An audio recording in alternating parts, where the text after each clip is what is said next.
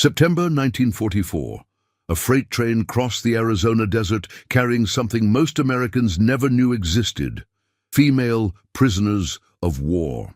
Inside the cramped car, 73 German women sat in heavy iron shackles, their wrists raw from weeks of transport across the Atlantic. They had been nurses, radio operators, and civilian workers captured in France.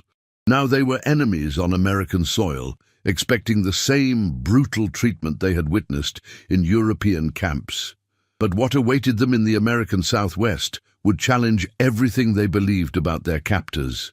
These stories from history connect us across time and borders, reminding us of our shared humanity. Before we discover what happened when those train doors opened, tell us where you're watching from. Whether you're in Berlin or Boston, we love knowing where our dear viewers are. Your connection to these forgotten moments of history makes them live again. The train lurched to a stop, and 28-year-old Greta Hoffmann pressed her face against the small window, her blonde hair matted with sweat and dust. Through the gap, she could see armed men on horses, their wide-brimmed hats silhouetted against the burning sun. "They will separate us now," whispered Anna, the young woman shackled beside her, "like they did to the men in Hamburg." Greta's throat tightened. She had sewn something into the lining of her uniform jacket 3 weeks ago, a list of names. 23 German intelligence officers who had defected, now hidden in Allied countries. If the Americans found it during processing, those officers would be hunted down. If her fellow prisoners discovered she carried such a document, they would kill her themselves as a traitor. The metal door screamed open. Sunlight flooded in, blinding after days of darkness. A tall man stood in the doorway, his cowboy boots dusty, a rifle slung over his shoulder. His weathered face studied them without hatred, without disgust, just a tired curiosity that unsettled Greta more than any show of force. "Ladies," he said in English, his voice surprisingly gentle, "welcome to Arizona. I'm Sheriff Clayton Reeves." One of the German women spat on the ground. "We are not your ladies, cowboy." Sheriff Reeves didn't flinch. Instead, he pulled a set of keys from his belt and stepped into the train car, approaching the nearest prisoner. "What are you doing?" Greta heard herself say in broken English, her heart hammering. The sheriff knelt beside the woman, inserting the key into her shackles. The iron cuffs fell away with a metallic clang that echoed through the silent car. "Here," he said quietly, moving to the next woman, "you don't need these." Greta stared as he worked his way down the line, releasing prisoner after prisoner. The women sat frozen, rubbing their freed wrists, exchanging confused glances. This had to be a trick, a test. They would be taken out, shot for attempting to escape the moment they stood. But Sheriff Reeves simply continued unlocking shackles, one after another, his movements methodical and calm. When he reached Greta, she pulled back instinctively. "Why?" He looked up at her, keys in hand. "Because the war might make you our enemies, ma'am, but it doesn't make you our prisoners to brutalize." As the shackles fell from her wrists, Greta felt the weight of the hidden list press against her ribs. She had expected cruelty. She had prepared for interrogation, but this unexpected humanity would prove far more dangerous to the secrets she carried. The September heat hit them like a physical blow as the women climbed down from the train. Greta's legs nearly buckled after days of sitting, but she forced herself to stand straight, maintaining the military bearing drilled into her during 2 years at the communications station in Normandy. Around her, the other women clustered together, their eyes darting between the armed cowboys on horses and the sprawling camp of wooden barracks visible in the distance. The landscape was alien, endless desert punctuated by strange, twisted trees and red rock formations that looked like the surface of another planet. "Formation!" barked Oberaufseherin Schneider, the senior German officer among them. Even as a prisoner, the woman commanded authority. "We show them we are not defeated." The women straightened, forming ragged lines despite their exhaustion. Greta noticed Sheriff Reeves watching this display with what looked like amusement, A younger cowboy rode up beside him, his hand resting on his holstered pistol. "Sheriff, you sure about letting them loose like this? My daddy said German women can be just as dangerous as the men. Your daddy fought in the last war, Tommy. These ladies are scared, not dangerous." Reeves dismounted and pulled a canteen from his saddle. He walked directly to Oberaufseher and Schneider and offered it. "Water, ma'am. It's a long walk to the camp." Schneider stared at the canteen as if it might be poisoned. "We do not need your charity, American. Suit yourself." Reeves moved down the line, offering water to each woman in turn. Some refused. Others, too thirsty to maintain pride, drank desperately. When he reached Greta, she took the canteen, her fingers brushing his. The water was cool and tasted like metal and minerals. "Thank you," she whispered in English. Reeves studied her face. "You speak English better than the others." Panic fluttered in Greta's chest. Speaking English well could mean enhanced interrogation, translator's duties that would put her under constant scrutiny. "Only little. School English." He didn't look convinced. "You got a name?" "Greta Hoffman." "Well, Miss Hoffman, we've got a 4-mile walk ahead. You feel faint, you speak up, no shame in it." As the column began moving across the desert, flanked by cowboys on horses, Anna shuffled close to Greta. "Why did you talk to him?" she hissed. "Schneider is watching you." Greta glanced back. The Oberaufseherin's cold blue eyes were indeed fixed on her, calculating. "He offered water. What was I supposed to do? Refuse it like the rest of us?" Anna's voice dropped lower. "Greta, you know what happens to collaborators, even suspected collaborators." The list hidden in Greta's jacket felt like it was burning through the fabric. She had stitched it there in the chaos of her capture, knowing that if German loyalists found it, she would be executed as a traitor. But if American intelligence discovered it, the defectors it named, good people who had risked everything to leave the Nazi regime, would be hunted down and slaughtered. She was trapped between two enemies, carrying secrets that could destroy lives no matter who found them. "I am not a collaborator," Greta said firmly. "Then prove it," Anna whispered. "When they try to turn us against each other, when they offer special treatment or extra food, refuse. Show Schneider you are loyal." Ahead, Sheriff Reeves called out, "Camp's just over that ridge, ladies. You'll get shade, food, and beds. Real beds." One of the women laughed bitterly. "And then the interrogations begin. The torture." Reeves turned in his saddle, his expression hardening. "Ma'am, I don't know what you heard about American camps, but I give you my word, no one will lay a hand on you. You're prisoners of war, and you'll be treated according to the Geneva Convention." "The Geneva Convention," Schneider said coldly, "is a pretty fiction for wartime. We know what happens in camps. Then you'll be surprised." They crested the ridge, and the camp spread out below them. Greta's breath caught. It looked nothing like the grim facilities she had imagined. Wooden barracks stood in neat rows, surrounded by fencing but not barbed wire. There was a large open area with tables, a building that looked like it might be a mess hall, even what appeared to be a garden.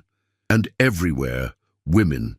German women, walking freely without shackles, some carrying work tools, others sitting in the shade. "What is this?" Schneider demanded. "This," Sheriff Reeves said, "is Camp Papago. You'll work, you'll follow rules, but you'll be treated like human beings. That's how we do things in Arizona." As they descended toward the camp, Greta felt the fabric against her ribs, concealing the list of names. In a place like this, where guards might be kind and rules might be fair, she could easily let her guard down. She could trust the wrong person. And that, she realized with growing dread, was exactly when the list would be discovered. The processing barracks smelled of fresh pine and desert dust. Inside, 3 American women in military uniforms sat behind wooden tables, ready to document each prisoner's information. Greta stood in line, watching as one by one the German women were called forward, questioned, and issued clean clothing. No one was stripped. No one was beaten. The American women spoke firmly, but without cruelty. even offering small smiles when the German women seemed particularly frightened. This cannot be real, Greta thought. It has to be theatre, designed to make us compliant before the true treatment begins. "Hoffman, Greta," an American officer called, reading from a transport list. Greta stepped forward, her heart pounding. The woman behind the table had sergeant stripes on her sleeve and red hair pulled back in a tight bun. Her green eyes scanned Greta with professional efficiency. Name: Greta Hoffman. Age: 28. Rank and assignment: Oberfunker, senior radio operator, communications station, Normandy sector. The sergeant made notes. Radio operator, that means you're educated. How many languages? German, some English, some French.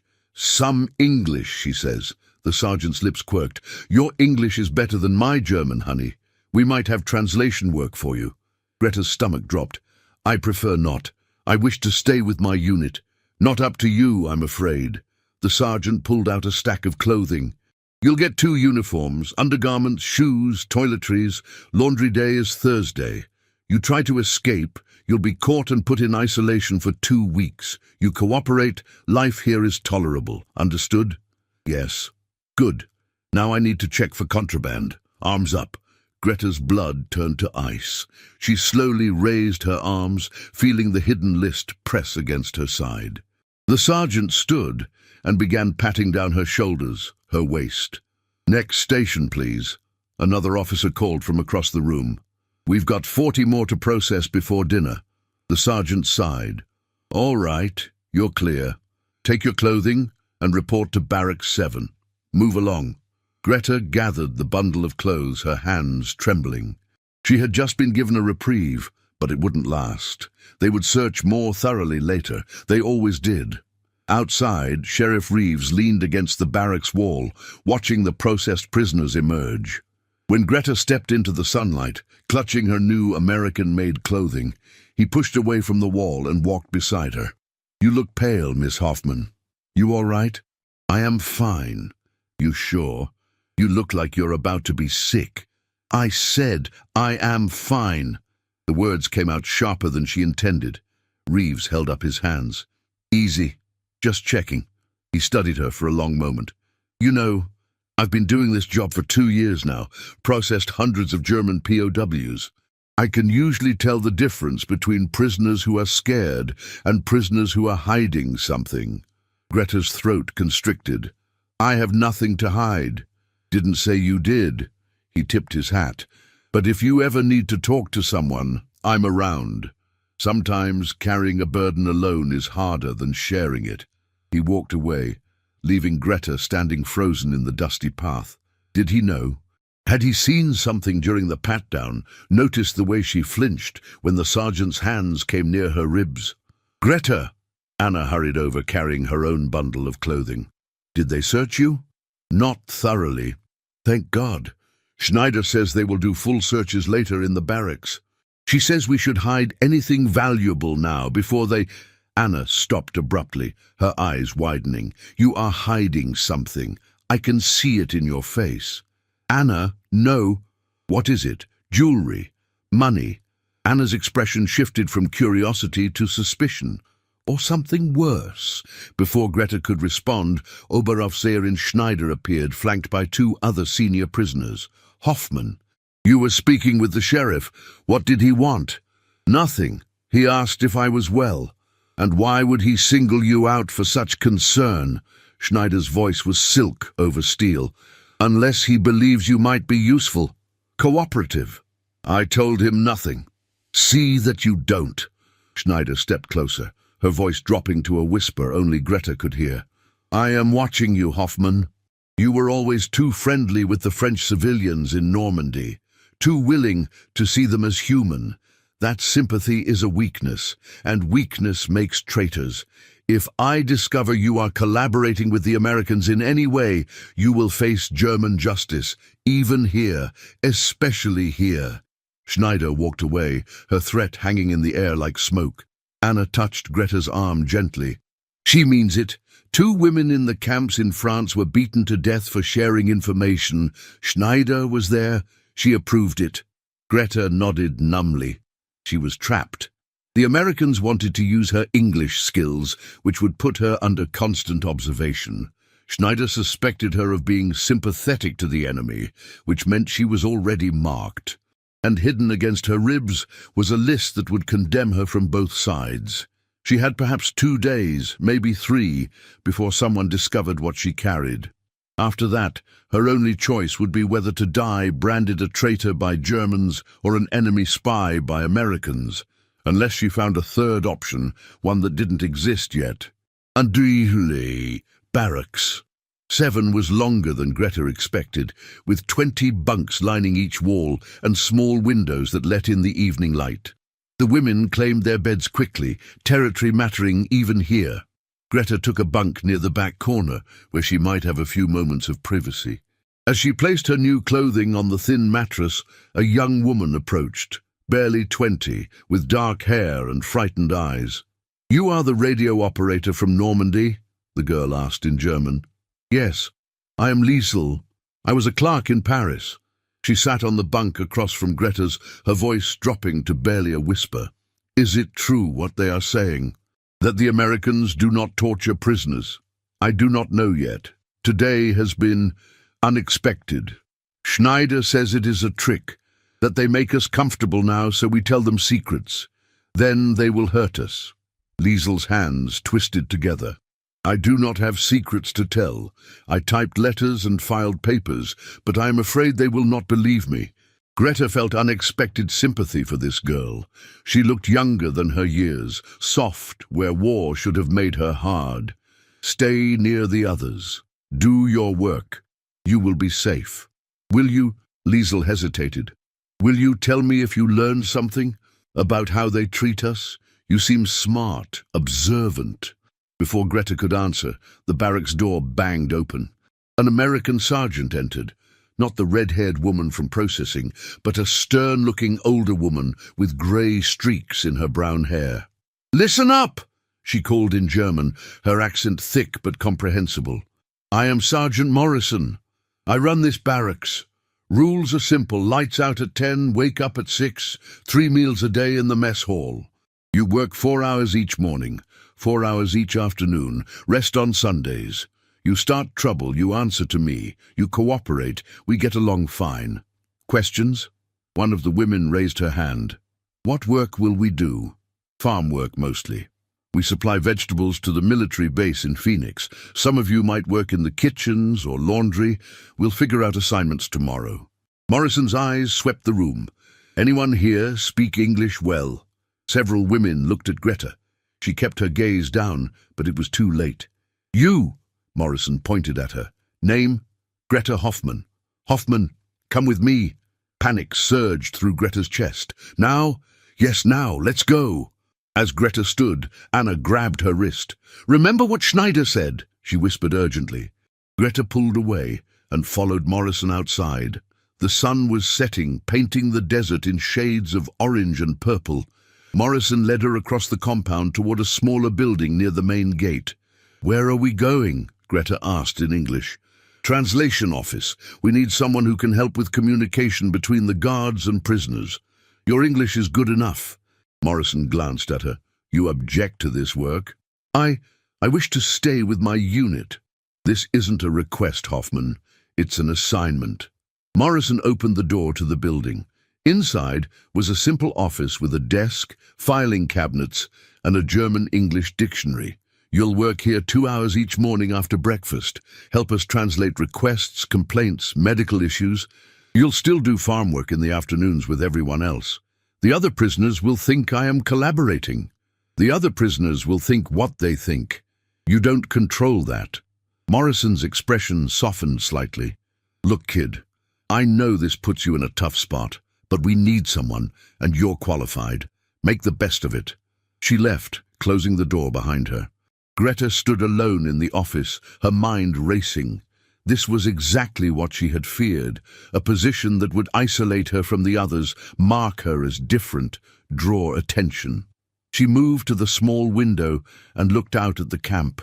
In the gathering dusk, women walked between barracks, their voices carrying on the evening air. Some laughed, some argued. They were adapting already, creating routine in captivity. Greta touched her ribs, feeling the hidden list. She had to destroy it. Tonight, before the mandatory searches Schneider had warned about, she could tear it into pieces, bury it in the latrines, burn it somehow. The door opened behind her. She spun around. Sheriff Reeves stood in the doorway, his hat in his hands. "Miss Hoffman, didn't mean to startle you. Morrison said I would work here. I know, I recommended you for the position." He stepped inside, closing the door. The small office suddenly felt very confined. "I need someone I can trust to give me straight answers about what's happening in the barracks. Someone who understands both sides. I cannot spy on my people. Not asking you to spy. Asking you to help me keep everyone safe." Reeves leaned against the desk. "Here's the truth, Miss Hoffman. I've got 73 German women, most of whom hate Americans, some of whom are probably loyal Nazis. I've got cowboys serving as guards who've never dealt with female prisoners. I've got military brass breathing down my neck and townspeople who think we should throw all of you in chains and let you rot. I'm trying to run a decent camp, but I can't do it blind. Why should I help you? Because despite what you think of us, we're not monsters, and because I think you're not either." His eyes held hers. "I saw your face today when I took off those shackles. You were surprised. That means you expected cruelty. But you've seen kindness now, and that confuses you. Makes you wonder who the real enemy is." Greta's heart hammered. He was too perceptive, too close to truths she couldn't afford to reveal. "I need to return to my barracks." "In a minute." Reeves didn't move. "One more thing. If you're carrying something you shouldn't be, papers, contraband, anything that puts you in danger, now's the time to hand it over. I can make it disappear quietly. No questions, no consequences." The list seemed to burn against her skin. How did he know? What had he seen? "I have nothing," she said, her voice barely steady. Reeves studied her for a long, uncomfortable moment. Then he nodded slowly. "All right, but my offer stands. You change your mind, you know where to find me." He left, and Greta sank into the desk chair, her legs finally giving out. The sheriff knew she was hiding something.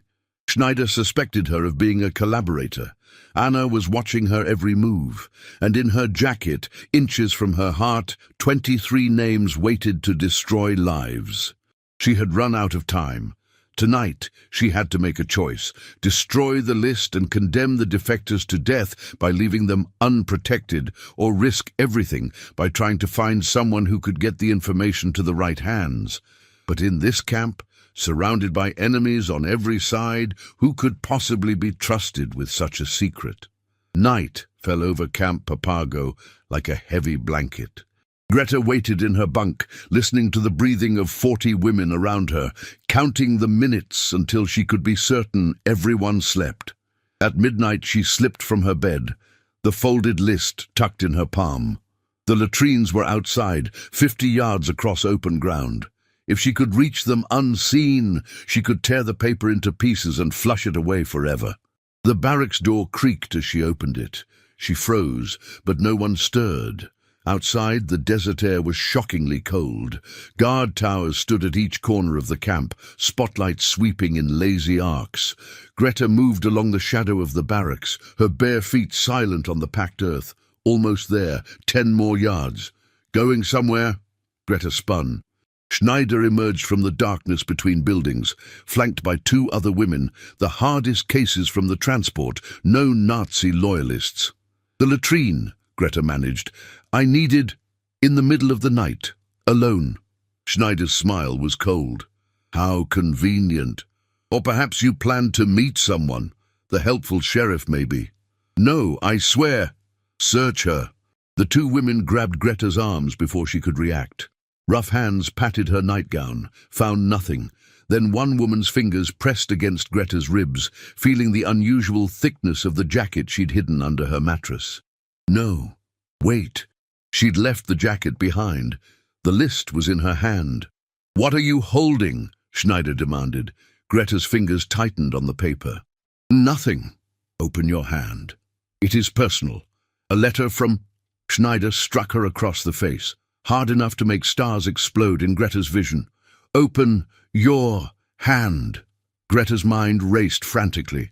If she opened her hand, they would see the names. 23 German officers who had defected, now hiding in Allied countries. Schneider would recognize some of them. Men she had served with, men she considered traitors worthy of death. But if Greta resisted, they would take it by force anyway. "It is a letter from my mother," Greta whispered. "Please, it is all I have left of her." "Then you will not mind if I read it." A spotlight swung toward them, and a voice called out in English. "You women!" "What's going on over there?" Schneider grabbed Greta's wrist, her grip like iron. "We settle this now, or you hand that paper to the Americans and prove yourself a traitor. Choose." The guard's footsteps approached, 30 seconds, maybe less. Greta looked at Schneider's cold eyes and made a decision that terrified her. She raised her voice, speaking in English. "Help! She is attacking me." "You bitch!" Schneider lunged, but the other women scattered as the guard ran toward them, rifle raised. In the chaos, Greta did something she had not planned, something that changed everything. She ran, not toward the latrines, not toward the barracks. She ran toward the administration building where Sheriff Reeves kept his office, and clutched in her palm the list that could save lives or end them, depending on who she chose to trust in the next 5 minutes. Greta burst through the door of the administration building, gasping for air. The hallway was dark, except for a single light burning in an office at the far end. She could hear Schneider and the guard arguing outside, buying her seconds at most. She ran toward the light and nearly collided with Sheriff Reeves, who stood in his doorway holding a coffee cup, his shirt untucked and eyes alert despite the late hour. "Miss Hoffman, what in God's name? Please!" Greta held up the crumpled paper, her hand shaking violently. "You said if I carried something dangerous, you could make it disappear. Did you mean that?" Reeves set down his coffee and pulled her into his office, shutting the door. "What is it?" "Names. 23 German officers who defected to the Allies. If the Nazi loyalists find this list, they will send word back to Germany through secret channels. Those men will be hunted down and killed, along with their families. Why in hell do you have this? I worked in communications. I saw things. Intercepted messages I should not have seen. When I was captured, I knew if this information fell into the wrong hands." She pressed the paper toward him. "I do not know who to trust, but if I must choose between you and Schneider, I choose you." Reeves took the list carefully, unfolding it. His eyes scanned the names, and his expression grew grave. "Jesus, you've been carrying this since France?" "Yes." "You know what this means for you. If the other prisoners find out you gave this to me, they'll kill you. If German intelligence learns you defected, they'll hunt your family." "My family is dead." Greta's voice broke. "Allied bombing in Hamburg 3 months ago. I have nothing left to protect except those names. Those men tried to do the right thing. They deserve to live." Footsteps echoed in the hallway. Schneider's voice cut through the darkness. "She ran in here! I saw her!" Reeves moved fast. He grabbed Greta's arm and pulled her toward a storage closet. "Get in! Don't make a sound!" "What will you... Trust me. You just did the hardest part." He pushed her into the closet and shut the door. Through the crack, Greta watched as he returned to his desk, folding the list and sliding it into his pocket, just as Schneider burst into the office, the guard trailing behind her apologetically. "Where is she?" Schneider demanded in German. Reeves looked up calmly. "You want to try that in English, ma'am? The prisoner, Hoffman, she ran in here. Haven't seen her." Reeves leaned back in his chair. "But I did see you assaulting a prisoner outside Barrack 7. That's a violation of camp rules. You're going to isolation for 48 hours. Schneider's face flushed with rage. "You protect her because she is giving you information. She is a traitor. She's a prisoner under my protection. Same as you." Reeves stood, his hand moving to rest on his sidearm. "Now you've got 2 choices. You can walk peacefully to isolation, or Tommy here can escort you at gunpoint. Which do you prefer?" For a moment, Greta thought Schneider would lunge at the sheriff. The German woman's hands clenched into fists, her entire body rigid with fury. Then she smiled, a terrible, knowing smile. "You think you have won, Sheriff, but she cannot hide forever. Eventually she will return to the barracks. She will sleep, and when she does we will be waiting. That a threat? That is a promise. German justice does not stop at camp fences." Schneider turned and walked out, the guard following nervously.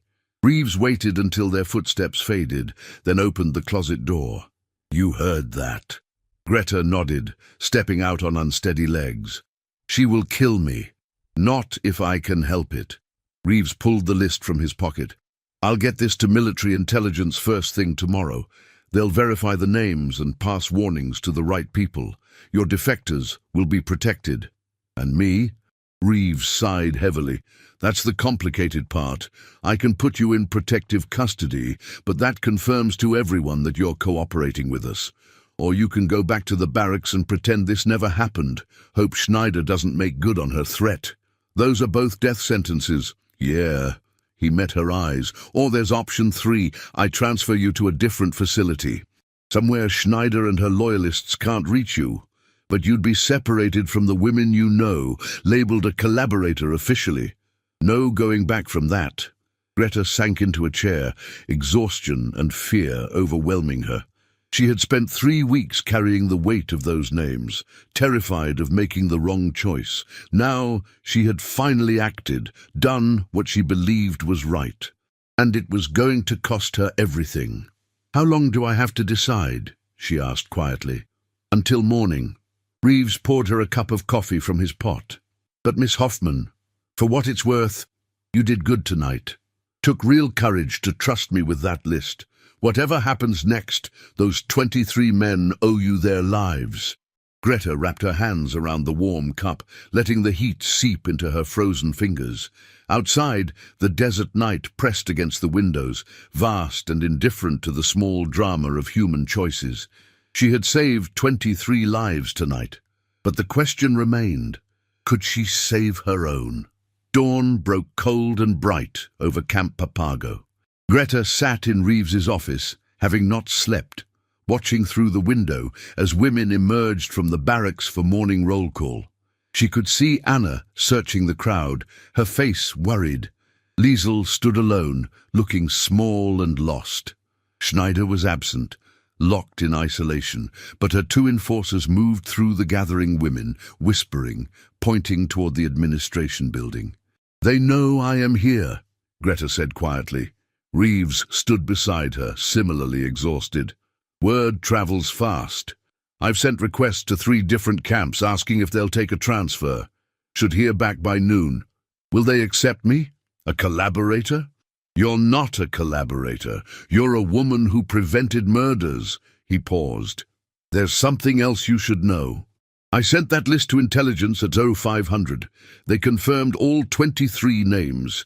Turns out half of them are already in hiding, but the other half had no idea their cover was compromised. You saved their lives, Miss Hoffman. For real." Greta felt tears prick her eyes, but refused to let them fall. At what cost? A knock at the door interrupted them. Sergeant Morrison entered, her expression troubled. "Sheriff, we have a situation. The German prisoners are refusing to go to work detail. They're demanding to see Hoffman." "All of them?" "Most. The younger ones look scared. The older ones look angry." Morrison glanced at Greta. "What did you do, kid?" "She did the right thing," Reeves said firmly, "which in this case means making enemies." Another guard appeared behind Morrison. "Sheriff, you'd better come out. They're organizing some kind of protest formation. It's getting tense." Reeves grabbed his hat. "Stay here," he told Greta. "Lock the door behind me." "No." Greta stood, surprising herself with the steadiness of her voice. "If they want to confront me, I will face them. I am tired of hiding." Miss Hoffman, you said I did good. You said I showed courage." She met his eyes. "Let me finish what I started." Reeves studied her for a long moment, then nodded slowly. "All right, but you stay close to me. They walked out together into the bright morning. 72 German women stood in formation in the camp yard, everyone except Schneider. At the front stood the two enforcers, their faces hard with accusation. The women parted as Greta and Reeves approached, creating an aisle of judgment. Greta walked through it with her head high, even as her heart thundered in her chest. Anna stepped forward from the crowd. "Greta, what happened last night? They are saying terrible things, that you gave information to the Americans, that you are a spy." "I gave the sheriff a list of names," Greta said in German, loud enough for everyone to hear. "German officers who defected to save their own lives and the lives of innocent people. The Nazi leadership wanted them found and executed along with their families. I made sure that will not happen." Silence fell over the yard. Then one of the enforcers spoke. "You admit it? You betray your own people. I saved people. There is a difference. Those men are traitors to Germany. Those men are human beings." Greta's voice rose with sudden passion. "They saw what our government was doing and chose conscience over country. They deserve to live, not to be hunted like animals, because they found courage I did not have." Liesel pushed through the crowd, her young face anguished. "But Greta, now the Americans will think you work for them. Now Schneider's people will—" She stopped, understanding flooding her features. "You can never come back to us. You know that, yes?" Greta nodded slowly. "Yes, I know." "Was it worth it?" Anna asked quietly. 23 strangers you will never meet. Was it worth everything?" Greta thought about the list, carefully sewn into her jacket lining, with hands that shook as bombs fell on Normandy. She thought about the names. Some she recognized from intelligence intercepts. Men with families, with children, with reasons to hope for a future beyond war. "Yes," she said simply, "it was worth it." One by one, women began to turn away. Some looked disgusted, some looked conflicted. A few, like Liesel, looked almost admiring, though they said nothing. Only Anna remained standing close. "I do not agree with your choice," she whispered, "but I understand it. You always saw people where others saw only enemies." She pressed something into Greta's hand, a small cloth bookmark, hand-stitched. "From Hamburg. My mother made it.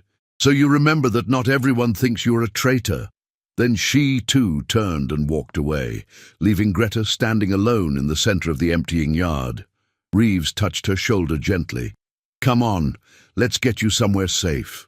As they walked back toward the administration building, a jeep pulled up to the main gate. An officer climbed out, carrying papers. "That'll be your transfer orders," Reeves said. "Camp Florence in California. It's smaller, less organized, but they'll take you." Greta looked back at the barracks, at the women disappearing into the routine of captivity. She thought about what she was leaving behind: community, shared language, familiar faces. But she also thought about 23 families waking up this morning, unaware that a German radio operator they would never know had just given them a future. "When do I leave?" she asked. "Tomorrow morning. Tonight you stay in protective custody." Reeves paused. "Miss Hoffman, Greta, you should know something. What you did will probably never be recognized officially. There won't be medals or commendations for a German POW who saved defectors. History won't remember your name." Greta smiled faintly, clutching Anna's bookmark. "Good. I did not do it for history. I did it because it was right." And standing in the Arizona desert, surrounded by enemies who thought she was a traitor and allies who thought she was a resource, Greta Hoffman finally felt something she had not felt since the war began. She felt free. 1 year later, May 1945, the war in Europe ended with Germany's surrender, and Camp Papago began processing prisoners for repatriation. Greta stood in the transfer line at Camp Florence, waiting to learn her fate. An American officer approached with a file. "Greta Hoffman?" "Yes. You've been approved for voluntary resettlement. The intelligence services want to offer you asylum in the United States in recognition of services rendered." Greta stared at him. "I do not understand. I am a prisoner." "Were a prisoner." "War's over, ma'am." He handed her papers. You'll be sponsored by a family in New Mexico. They need help with their farm. If you choose to stay, you can apply for citizenship in 5 years. And if I choose to return to Germany, that's your right. But there's not much left of Hamburg. Most people in your situation choose to start over here." He paused. "There's also a letter for you. Arrived last week through intelligence channels." He handed her an envelope marked with unfamiliar handwriting. Greta opened it with shaking hands. Inside was a single page. "To the woman who saved my life. I do not know your name. I only know that in March 1944, I defected from German intelligence with my wife and daughter. We were told our identities were secure. Then 1 year ago, we received warning that our cover was compromised and were moved to safety. My daughter celebrated her 5th birthday last week. She exists because of you. I will never know who you are, but I wanted you to know that your courage saved more than just my life. It saved my family. It saved our future. History will not record what you did, but I will tell my daughter about the unknown hero who gave her a chance to grow up in a world without war. Her name is Greta, in honor of that hero, whoever she might be. With eternal gratitude, a man who lives because of your bravery." Greta read the letter twice, tears streaming freely down her face. She thought about Schneider, who had been repatriated to Germany to face trial for her treatment of prisoners. She thought about Anna and Liesel and all the women who had turned away from her that morning in Arizona. She thought about Sheriff Reeves, who had taught her that enemies could choose humanity over hatred. Most of all, she thought about the choice she had made in that midnight darkness, the terrifying decision to trust a stranger with secrets that could destroy lives. "Mom," the officer prompted, "do you want to accept the asylum offer?" Greta folded the letter carefully and placed it in her pocket beside Anna's bookmark. Then she looked up at the American officer and smiled. "Yes, I accept." In status somewhere in New Mexico, a little girl named Greta played in a farmyard, laughing in the sunshine. Her father watched from the porch, grateful for every ordinary moment that his daughter would never know how close she came to never existing at all. And in that same farmyard, another Greta, older, wiser, marked by choices that cost everything and saved everything, picked up a hoe and walked toward the fields. She had lost her country, her language community, her name in history, but she had gained something more valuable. The knowledge that in a world consumed by hatred, one woman choosing courage over fear could change the course of lives she would never meet. The war had made them enemies, but humanity had made them something more. It had made them survivors, all of them. Before we go, we'd love to hear from you. What would you have done in Greta's situation? Would you have risked everything to save strangers or protected yourself? Share your thoughts in the comments and subscribe for more hidden stories from World War II that reveal the humanity behind the history.